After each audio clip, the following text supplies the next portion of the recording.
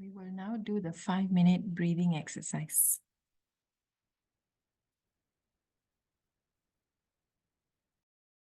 So that is, these emotions are actually the left side, as I said, is the desire. So the desire is taken, any desire, and is put in the prana. Now how do you put it on the prana? That you control your prana. That's why they do pranayama. See, like you sit down now very comfortably.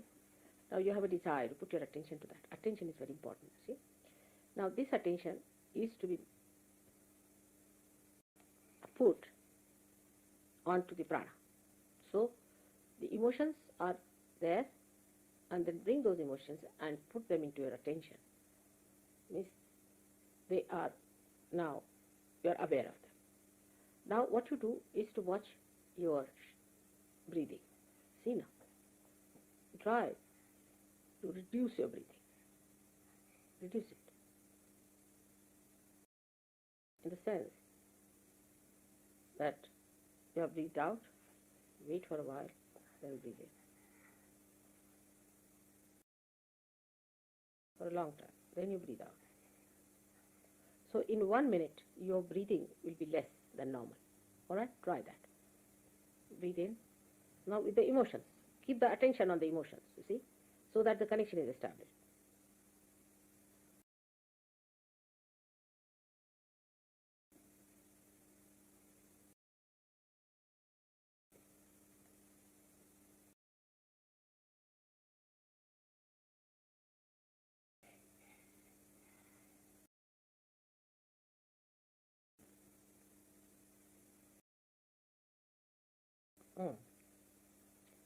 Better? See the Kundalini rises? Now when you are breathing, you find that there is a space in between, which you just leave it vacant. Breathe in. Now leave it vacant. Now breathe out.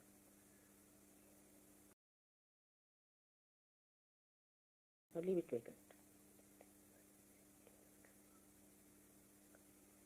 Breathe in. Keep it there. Then leave it. Keep outside. Now breathe in.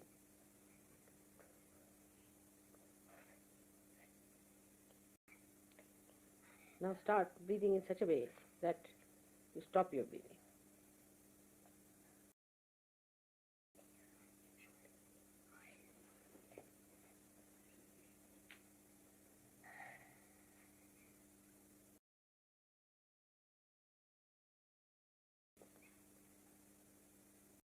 Attention should be on the heart, or could be on the emotions.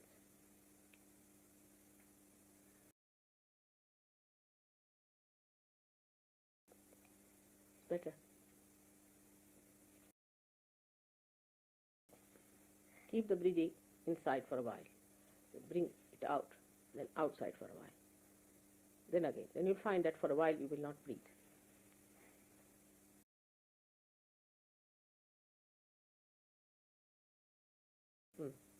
See, you settle down. The laya takes place between your prana and your mana. Both the Shaktis become one.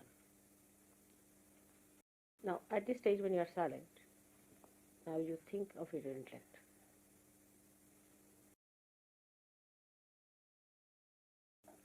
It's lost. Just think of it. It's lost. It's no more there. So what is happening actually, that this laya, the attention goes into the intellect and enlightens the intellect.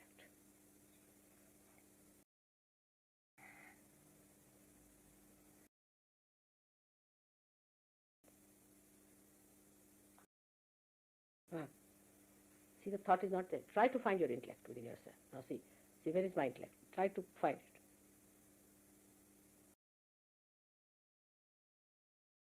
It's not there. It's not working. Again try it. It is working, but it has become the samashti. It's become the collective now.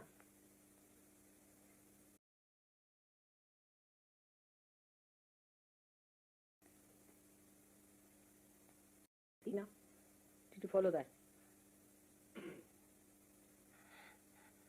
There's no thought. This exercise will give you this thoughtless awareness, establishment of thoughtless awareness. There is no thought.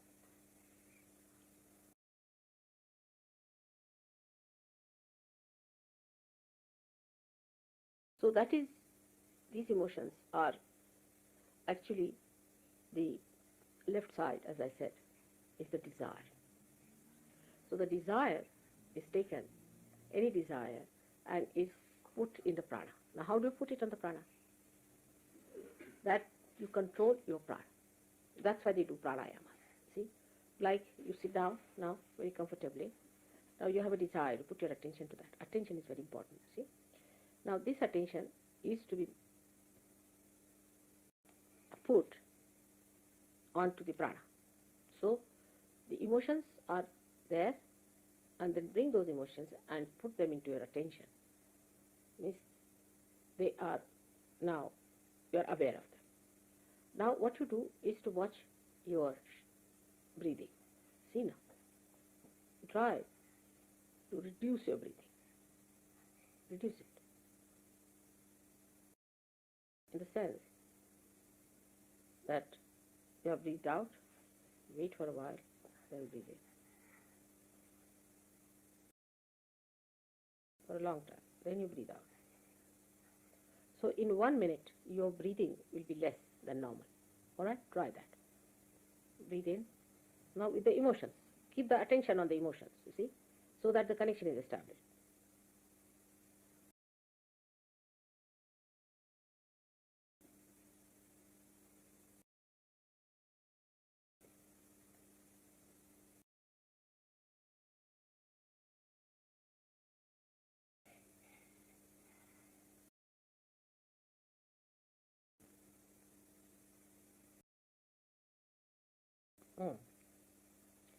Better? See the Kundalini rises? Now when you are breathing, you find that there is a space in between, which you just leave it vacant. Breathe in. Now leave it vacant. Now breathe out.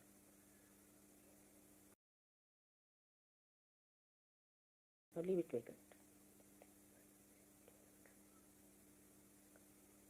Breathe in. Keep it there. Then leave it. Keep outside. Now breathe in.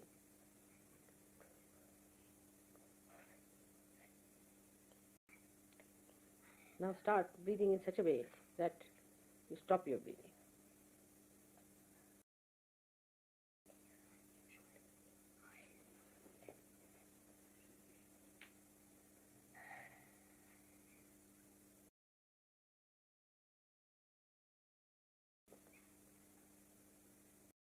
Attention should be on the heart, or could be on the emotions.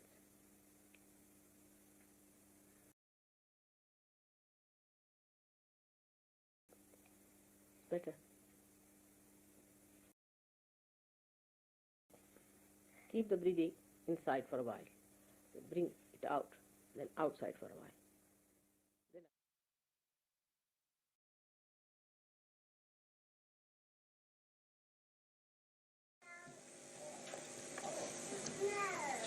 So we are in Holland, which is the holy land of Europe. And the holy land of Europe has got lots of water in it flowing. It's at a lower level than the Mother Earth. And the sea flows through it. So it's a good combination of the sea and the earth here. So sea cleanses and the Mother Earth blesses the people of Holland. But if they have lost their moorings and they are flying in the wrong direction, then the same holy land can become a hell land. So we have to be very careful to see that we create more and more Sahaja Yogis in this place. In my reading of the character of the Western people, I find they are extremely aggressive by nature and very egoistical on the whole. One should not feel that I am saying about you, but I am saying you are Sahaja Yogis, you belong to the kingdom of God, but I am telling about in general. Now, while I am talking, keep your eyes open. I don't know why people close the eyes. I can't understand. Now, when we are in the Holy Land, we find that the Mother Earth has allowed the sea to flow in. And it's a very good place for me to say something to you. Here the sea has taken refuge in the Mother. The Guru has bound itself with the motherly qualities. A person feels more safe on the ground than on the sea or in the air. So today is the best opportunity for me to say that after the Guru Puja, we have to understand that to be holy means you must allow the Guru Tattva to circulate in the mother principle. Or the Guru Tattva is to be controlled and guided and beautified by the mother principle. It's only the Mother Earth that is beautiful, because it can create so many varieties, so many dramas, so many plays. Any other element, if you see, has nothing in it. So it is she who can create. So we should take to the motherly quality more and try to bind our Guru principle through that motherly, beautiful, creative power, so that we make our presence very agreeable, very congenial, very beautiful, full of interest and varieties. Every time new flowers, every time new fruits, every time a new design. As Kundalini is made of Mother Earth, we are quite capable of doing that. There are gurus and gurus and gurus, but no one so far is such a master as you are of the Kundalini. If they were, they would have given realization to thousands. Why? Because your mother has penetrated into your Guru principle and has risen your Kundalini, has given you powers to raise Kundalini, breaking your 7th chakra so clearly. That never happened with anyone. Even incarnations could not do that to the masses as you are doing. The Kundalini is flowing from your hand. The Ganesha is active in you. But it should never give you the ego or the sternness or the heaviness of the sea. But it should give you the beauty of the Mother Earth. Mother Earth is always bigger than the sea, because she has to contain the sea. Sea can never be bigger than the Mother Earth. Sometimes it looks sea bigger, but sea is contained in the Mother Earth. It cannot go beyond. So Mother Earth is always greater, bigger, wider than the sea. So one has to understand that when Kundalini has risen, you have become all the 7 chakras and not only the Guru chakra. And when you have become the Guru chakra, it is also bounded on all sides by the Mother Earth. Under these circumstances, when we are so capable, we are giving realization to so many people, when we are achieving so many things. If we could just become humble, congenial, beautiful, we can master the whole world. But I find in the styles of Sahaja Yogis, especially in the West, and westernized Indians, there is so much of ego still expressed in their talks, in their behavior. They are not capable of it. To see, I think, sometimes. But better see it.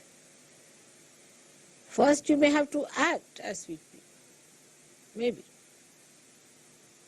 But you must learn that way. If you do not understand that all your leadership, all your Guru Tattva depends entirely on the loving capacity of your mother, her patience. I get angry, but perhaps once in 10 years or 12 years, something like that. Seldom. That's better. Then the anger has some meaning, but all the time if you are in a temper, or you try to show off, or if you have so much of ego that you go on asserting on wrong things, then you cannot be effective. Another thing I've seen, that ego has no discretion. Ego has no discretion of any kind. If you are egoistical, first thing you lose is discretion. Then what's the use of having this nonsense of an ego which doesn't give you discretion? And people who have greater ego always then assert, and you have to agree to that. You are more impressed by the people who have greater ego than yours. And you like the people who are without any ego, so you can oppress on them. But the discretion part is very poor. That you can see. The other day one guru had come, one gentleman had come, and he has given some mantra. It's by his guru. Now he can't hear anything against his guru. Why? Because his ego has chosen that guru. Because the ego has chosen, how can the ego be wrong? And ego is always wrong. Invariably it is wrong. Everything is upside down with the ego orientation. Gradually you will learn that in the West, people lack common sense. Completely they lack common sense in everything. I mean, if they had common sense, there would have been much less problems. But common sense is lacking, and also I find the same thing in Sahaja Yogis. They lack common sense. You have to become so wise that common sense should be your nature. But common sense we lack. Like today, I'll have some water.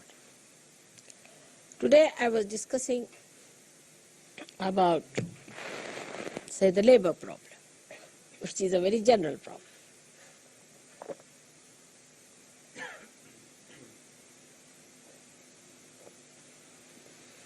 Thank you. Which is a very general problem. You have a labor problem. For example, you have an employment.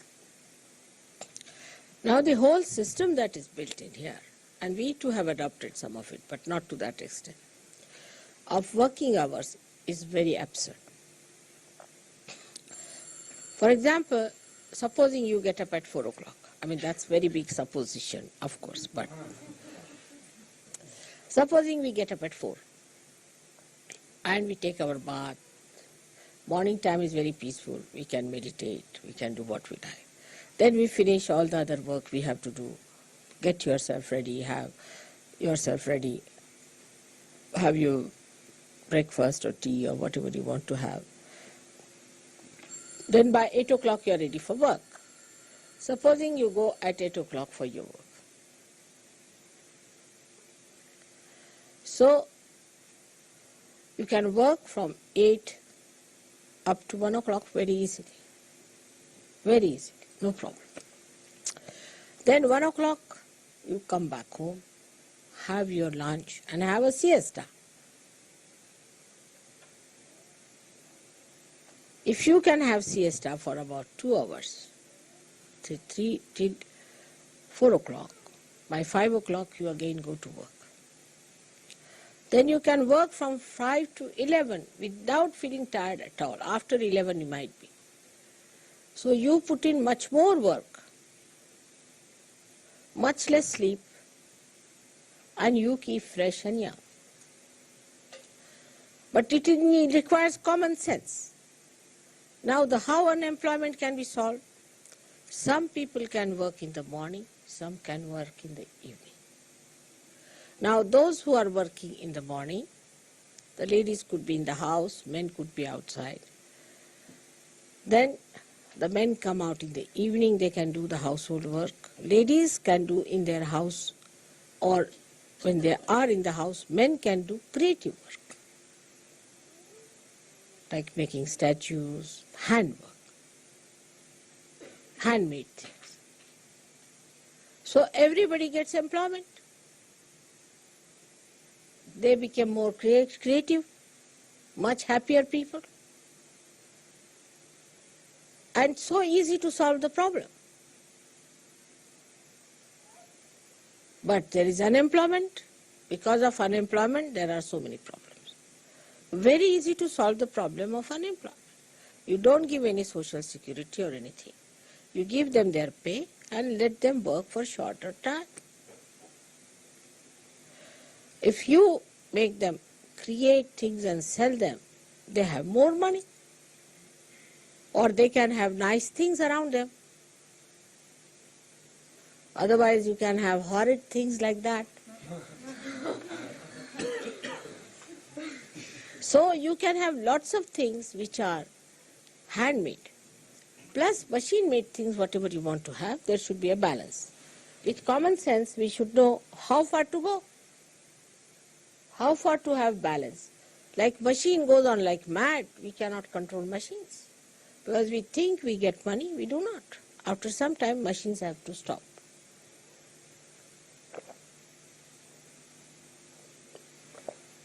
So you have to go up to this. I am trying to put the Guru Tattva into the Mother Tattva.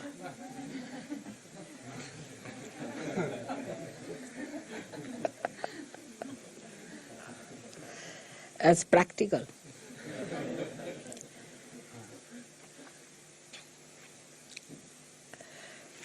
So, common sense should be applied. And that can only come when there is no ego. With ego, there cannot be common sense. Because I like it, I do it. But this I is an ego who is blind, who is indiscreet, who is stupid. So ultimately we do stupid things. There should be common sense, which one can learn by getting rid of this. Now, people say, Mother, how to get rid of ego? It's very simple. You have to move left to the right 108 times in Sahaja Yoga. You have to forgive people in Sahaja Yoga. And you can watch yourself. First of all, see, do you watch others or you watch yourself, first of all? Like there was a lady traveling with me, very old lady. And she said, this man is handsome, this man is not handsome, this woman is good looking, she is pretty. That I was looking at her. I said, this mad woman, she will go really crazy by the time we get down. She goes on looking into every person, judging everyone, who is handsome, who is not. And everybody whom she called handsome, I found him ugly. So I gave up. I said, you better decide. I never tried these things. Then, that man is not good, he is very hot-tempered, he is this thing, he is that, he talks like that, he walks like that, he shouldn't look like that. Worried about other people. You tell them anything, they'll go on shaking their neck like that. Oh, how could you do it? But you do it yourself. You have to say yes, they'll do it 10 times. Yes, yes, yes, yes, yes. You have to say no, they'll go on saying no, no, no, no, no. There's no common sense. Why to move your neck so many times? See, if somebody is saying that, you need not react all the time. So this is another thing, internal reaction. First is external, seeing everyone, judging everyone. Oh, I don't like this station, this is too much dusty, this bathroom is not good, that room is not good, that thing is not good, like that. As if you are the Queen of England. Even that could be even more than that, because she's not even allowed to choose her dress. Parliament has to decide.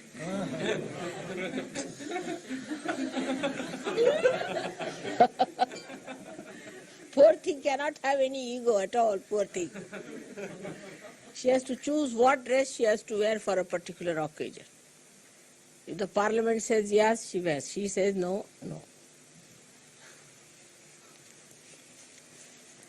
Big problem for them. But for us who are free people, we must have common sense to understand what to do, where to do, what to talk, how to talk. But when there is ego, you cannot have common sense. And this is the reason I think the Western people have become so stupid in so many things. Whatever I see it upside down. Indians, we may be poor people in the villages. They are not so educated. You are all very well educated people. Everything is there. But all has come out of ego. So the common sense is lacking. So those who deal with the Mother Earth, like farmers, have tremendous common sense. Now in Holland, I used to think people will have lot of common sense because they are farmers, you see. When I had come in 65, they are better off, much better people, not so nonsensical. They were well-dressed, nice, sensible, solid people.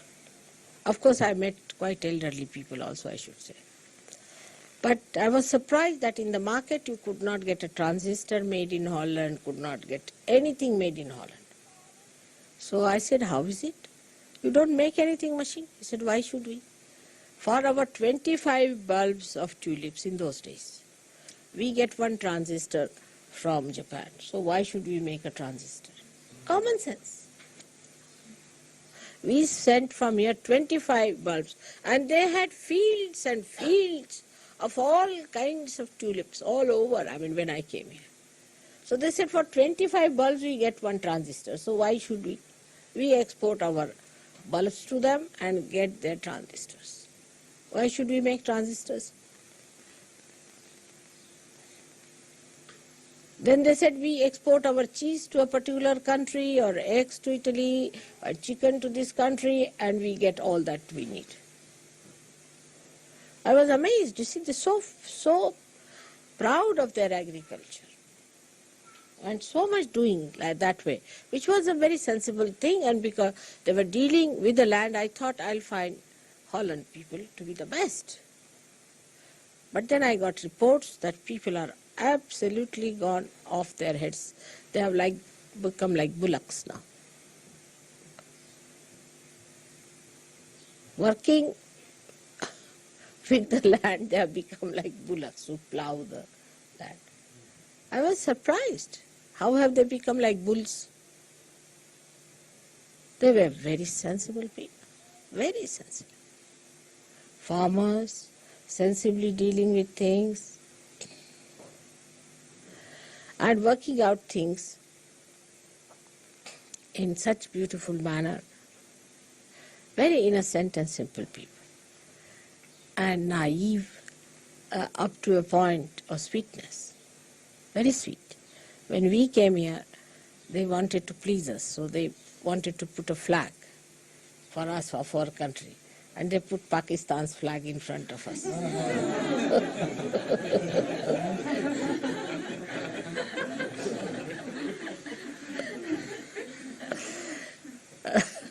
So I was very happy to see that.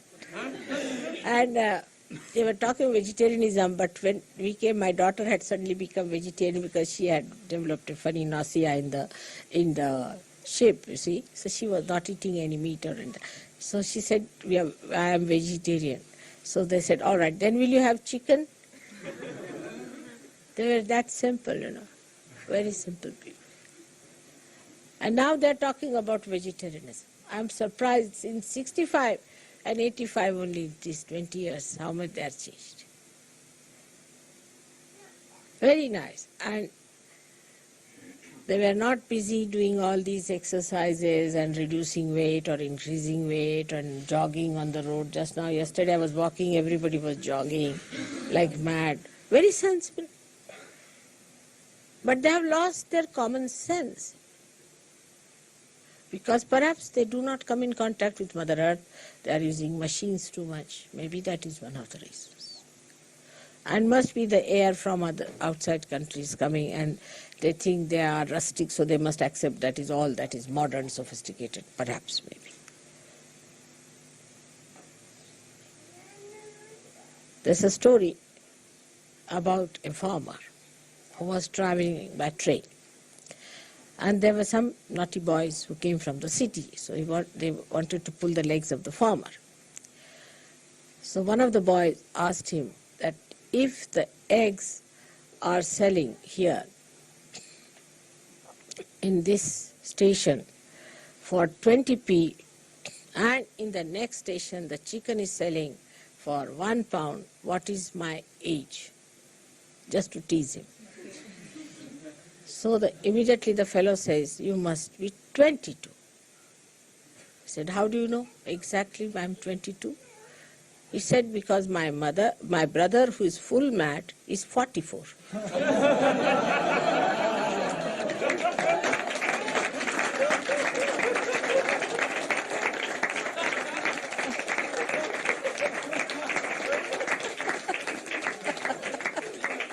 You see, they are so practical, so brass, you see, as you call in American level, brass tacks. You see, they know what is it. He looked at him and he said, 22?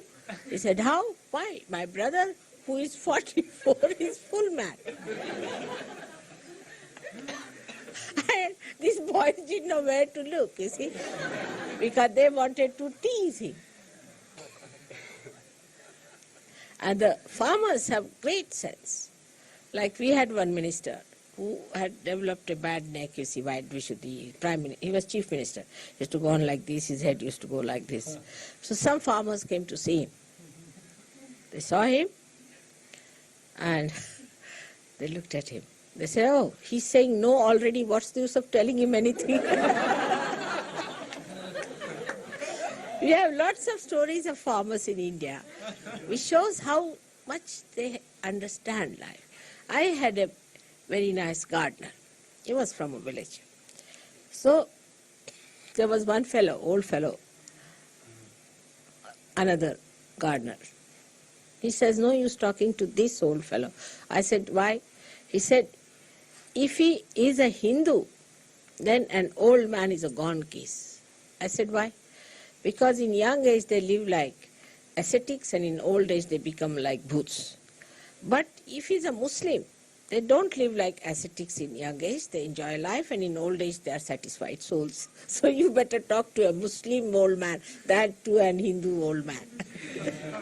I mean, the reading is so correct about things, Everything that he said was so practical and so sensible. I was really surprised how he could say these things with such sweetness and with such goodness.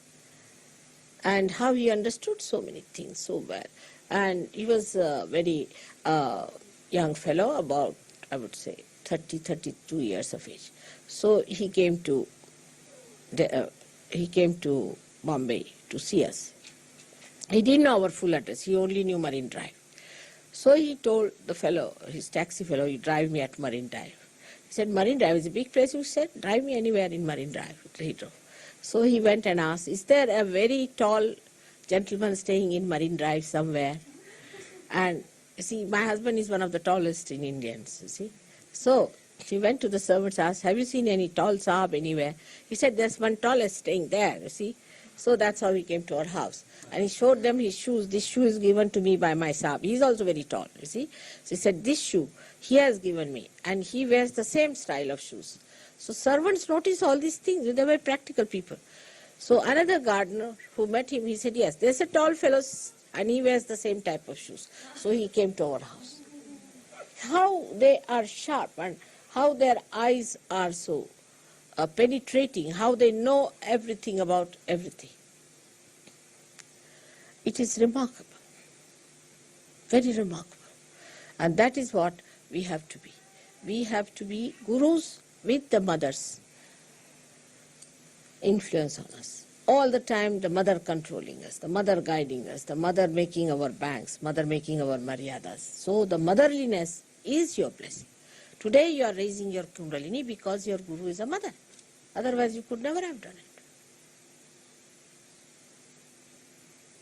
And that is why motherliness is so important. One of the reasons perhaps why the Sahaja Yogis run away from the leaders and sometimes from the people who want to have followed may be that we do not know that they are just entering in, just opening out. So try to be kind, just hatching. The little chicks, you see, will die very fast. You have to handle them very, very carefully. I am saying this after so many years of not saying this. And I am requesting all of you, try to develop, sit before the mirror and try to act like a mother. Let us say, practice it. Try to be nice, kindly, gentle, patient. If you want to spread Sahaja Yoga in the West, we have to do that. Not in Maharashtra.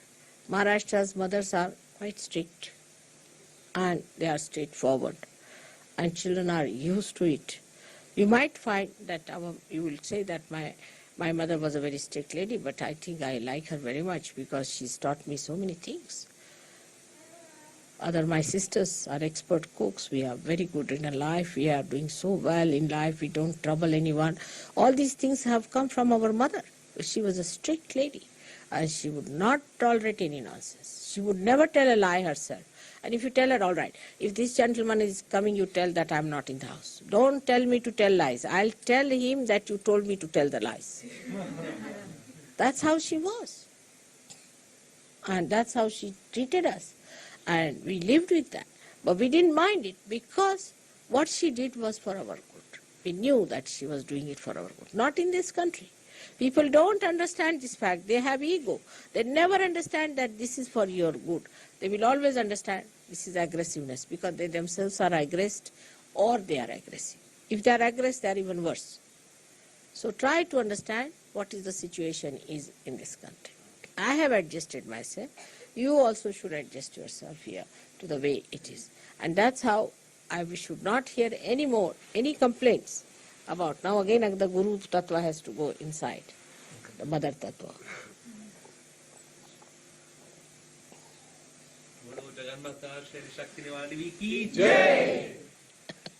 So next time I will not have any complaints, but they should all say, oh Mother, what a nice man, he's so kind, he's so gentle, so very sweet. It doesn't take at all anything to be done. Now in this good atmosphere, when the nature is so abundant and the sun also is hiding its own sharpness, when everything is so beautiful, we should decide that we will behave in a manner that will behove our mother. And not fight, not quarrel, not say things. Like somebody in the train now, supposing going, will go and quarrel with the ticket collector.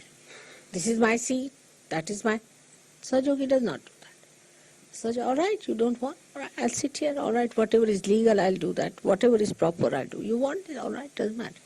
You don't allow, all right. Immediately the person melts away. But if you know this is my seat, I have booked it, this, that, and then your mother plays tricks there, on top of that. So ultimately you find that the seat was not yours.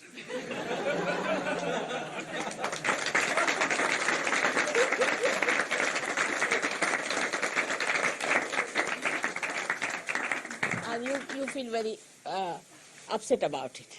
How a Sahaja Yogi is insulted.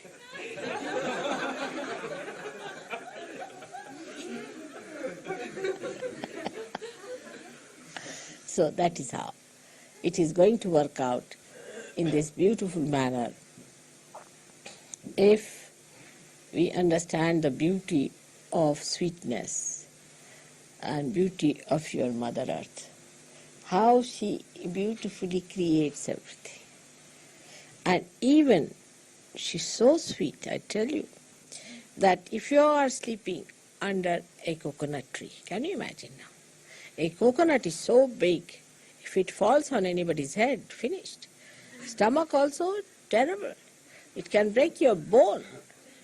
But it will never fall on any human being or any animal. Can you believe it? It's a fact. That is Utambara Pragya. That's the quality of the Mother Earth. It never falls on any human being or animal. How does she manage that? And you have seen how the flowers also fall gently. You never see the flowers growing. How the mother does that? Otherwise we'll have problem, you see. Suddenly you see a flower, tuk, tuk, tuk, tuk, tuk.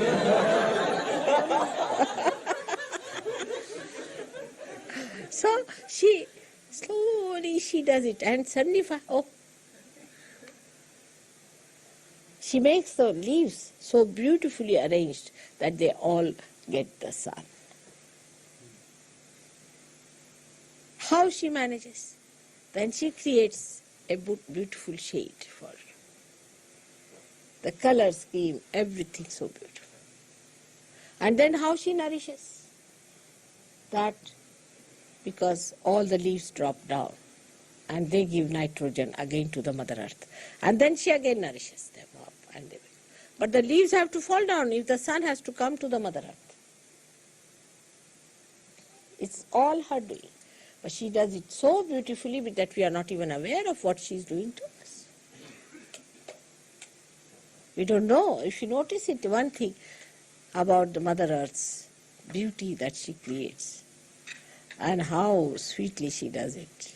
You will say that even 1/1000th of that if we have, we could be somewhere already ruling in the kingdom of heaven. This is what it is.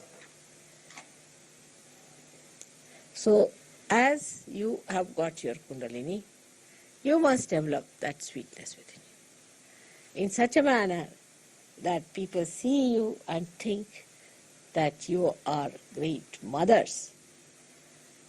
But as you know, in the West, the mothers are so horrible. The women are so dominating that people do not have a proper image of a mother also. Women are extremely dominating. Women must learn to dominate. It's so easy. A bull can dominate anybody. But can they be like Mother Earth, which can bear up all kinds of troubles, all kinds of problems? Can we do that way? Especially that's why I request women of this country to develop those beautiful qualities and not of domination. Domination, it doesn't behove a woman. It doesn't look nice on her.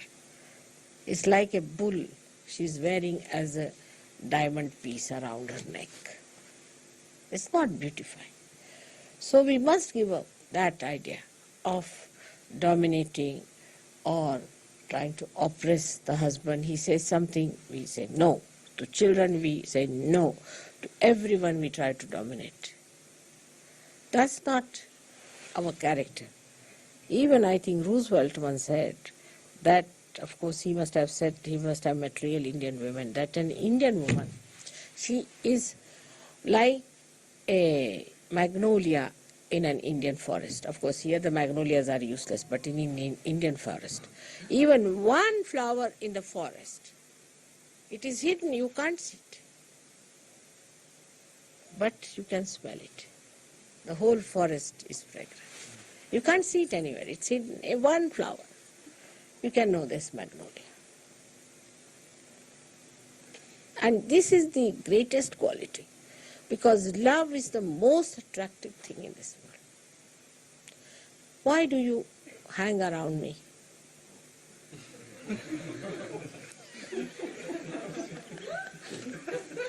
Just ask yourself. Because our vibrations, my photograph has got. No. You feel that you are loved. That I love you. It's a very great quality. But I have that innate within me. I don't have to have it from anywhere. And you too have it. Just expose it and manifest it. May God bless you.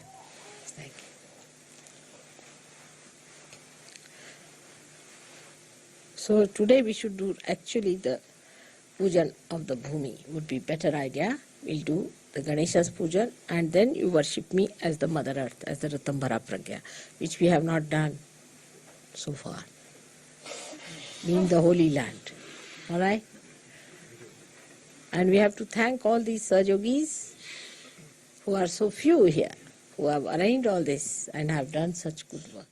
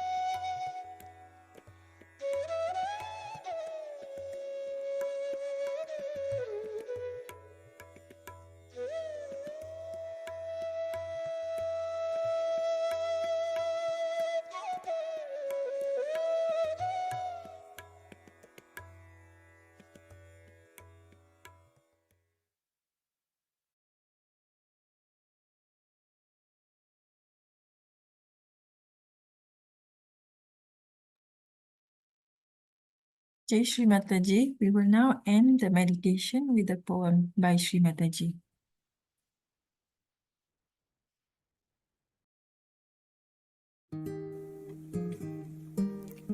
You are angry with life like small children, whose mother is lost in darkness. You sulk, expressing despair at the fruitless end of your journey. You wear ugliness to discover beauty. You name everything false in the name of truth. You drain out emotions to fill the cup of love. My sweet children, my darling, how can you get peace by waging war with yourself, with your being, with joy itself? Enough are your efforts of renunciation, the artificial mask of consolation. Now rest in the petals of the lotus flower, in the lap of your gracious mother. I will adorn your life with beautiful blossoms and fill your moments with joyful fragrance.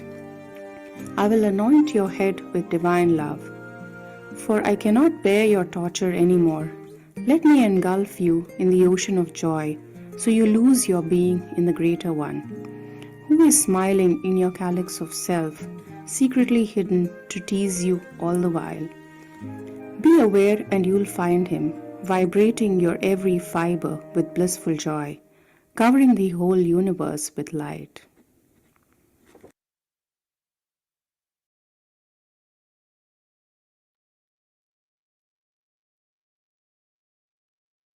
Let's raise Kundalini and Bandhan.